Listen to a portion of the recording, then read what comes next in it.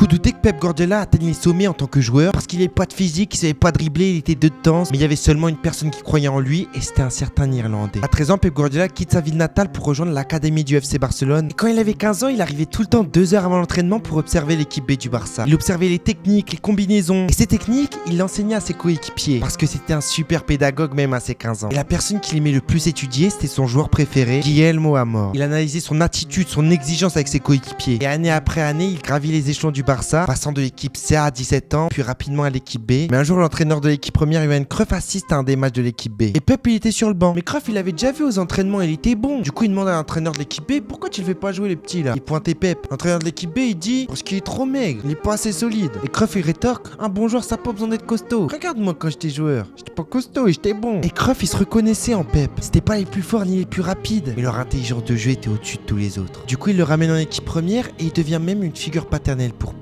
Il absorbe tous les conseils de Johan Cruyff comme une éponge. Pep, il a toujours voulu faire partie de l'élite du football. C'est pour ça que tous les matins, il se levait à 4h du mat pour analyser Michael Jordan en NBA et admirer les meilleurs dans leur domaine pour devenir le meilleur dans le sien. Mais quand il était en équipe première, Johan Cruyff, il était vraiment dur avec Pep. Mais comme on dit, les entraîneurs sont les plus durs avec leurs meilleurs joueurs. Parce que Cruyff, il voulait pas juste un milieu défensif, il voulait un vrai chef d'orchestre. Et Johan Cruyff façonne Pep et il devient exactement ce qu'il veut. À ses 21 ans, il fait partie des grands artisans qui font gagner le tout premier trophée européen pour le Barça et à ses 26 ans, il devient le capitaine du club. Après 17 saisons magnifiques avec le Barça et 14 trophées remportés, il décide de partir comme une légende à son apogée pour aller dans un plus petit club avec moins de pression, Brescia.